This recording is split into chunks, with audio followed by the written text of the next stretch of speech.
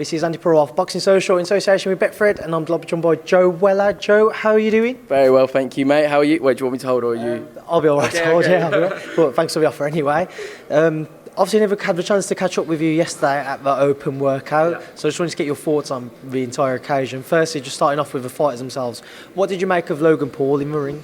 To be fair, he looked focused, as did JJ. Like, they both look ready. I think, they obviously wanted to be taken seriously. I know, like, Logan seemed to want to still do, the goofing around, get inside JJ's head with, like, the mind games and stuff, but he did look focused.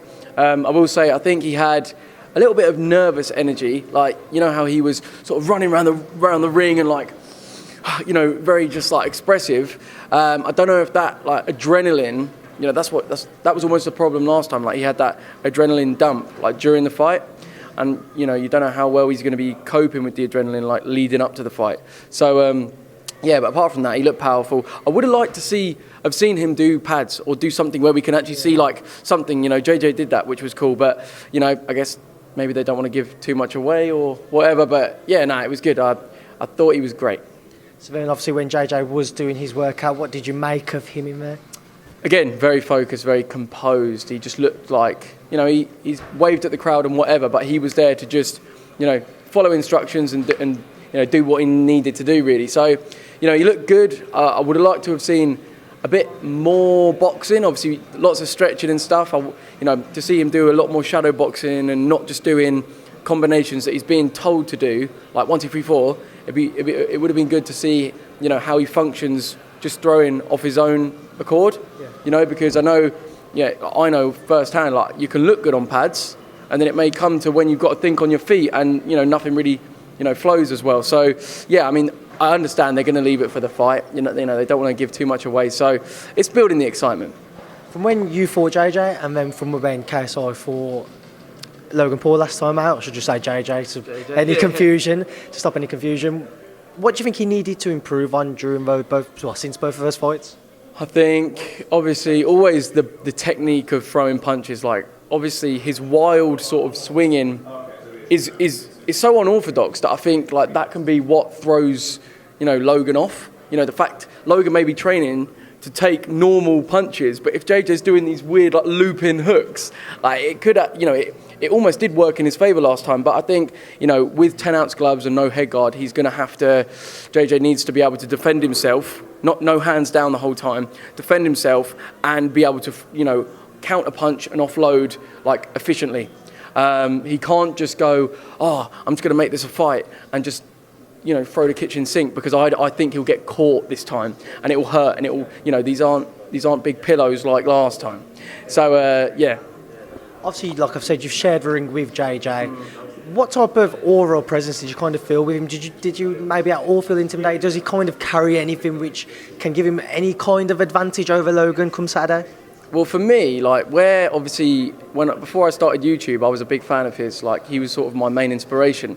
I think subconsciously, the whole, like, I'm going against KSI, the big KSI, I think that sort of affected me and made me almost not, like, feel not able to, like, to take on this huge empire that he had. I know it sounds weird, but I think subconsciously that happened, and that's why I didn't express myself like I believed I could win.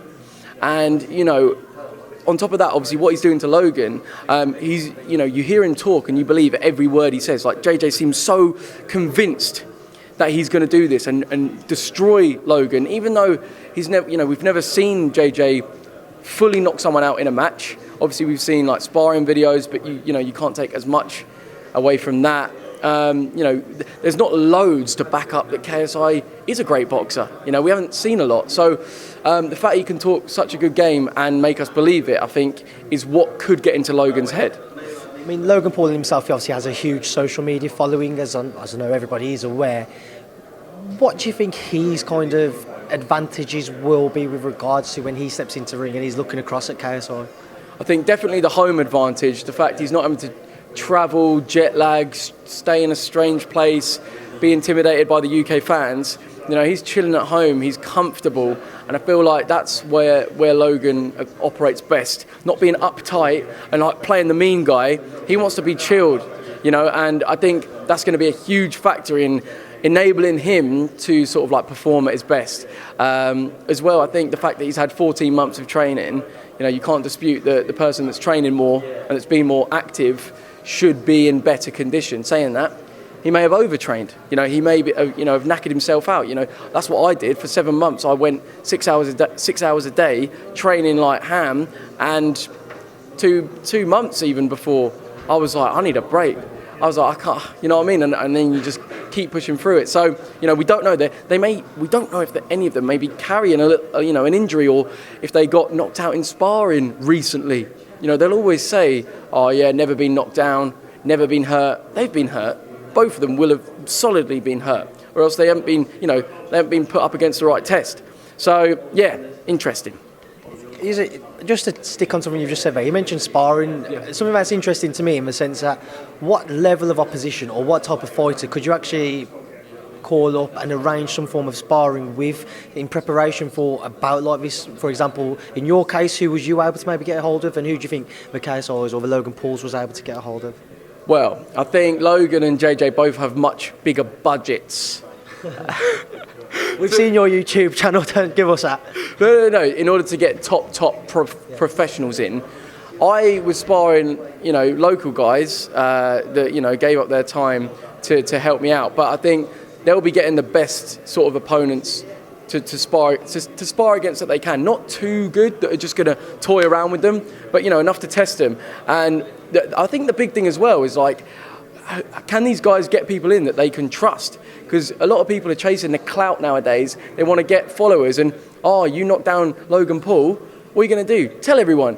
So they must be signed. I don't know. They've got to trust these people, because you can sign contracts, but I don't know. Information does get out, I guess. One thing that's interesting me as well, which I never had a chance to chat to you about yesterday once again, was on Monday at the 40-day screening, KSI said he's going to produce one of the greatest knockouts in boxing history. From those words, what would you take from it? Come on. Look, he's not going to do that, in my opinion. But that's not to say he won't get a knockout. I think he's capable of it, 100%. But I think it's that thing of like, if he believes he can do that, then he can do it. I think that's what it comes down to with JJ. Like, if he believes he can do anything, music, acting, YouTube, like he can put his mind to it and achieve it. Or get as close as possible. I think the second he goes, maybe I'm not as good as I thought, that's when I think it'll all go downhill. So I think Logan's just got to try and break JJ's heart, make him panic, make him feel like, I can't do this. I don't think Logan should dive in early on trying to chase the knockout. Obviously, yourself, in having preparations for that one fight with JJ, just how grueling a boxing camp can be. We work in boxing where we see day in, day out just how much fighters have to give up just to make weight by a matter of ounces, and the differences that those ounces can make to their health and well-being. How difficult did you find maybe cutting weight or trying to just get in shape for the fight? So the funny thing was I was really lean, ripped before the camp, but I was weighing 74 kilos. KSI was 90 kilos. So I had to put on weight, and overeating in the way that I had to, because I was like burning like 5k calories a day minimum. So I was having to force feed, and that was horrible, mate. I'd throw up. Like I didn't want to eat. Adrenaline from fighting every day, that doesn't make you overly hungry. So yeah, I was really having to force feed. And then as well, I guess the little thing of like, I look at myself on the scales, and I was like, man, I don't even look like I'm in condition. I don't look like I've been training.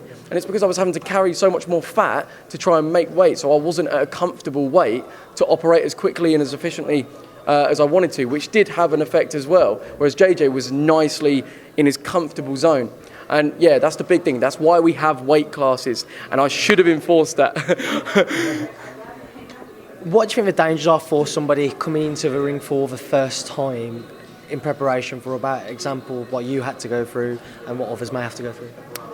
Adrenaline sensory overload. I don't know if that's the official term, but it's basically where you have obviously uncontrollable amounts of adrenaline pumping through your body that it just overloads your senses and you do nothing, or you just do everything. You just don't operate how you normally would.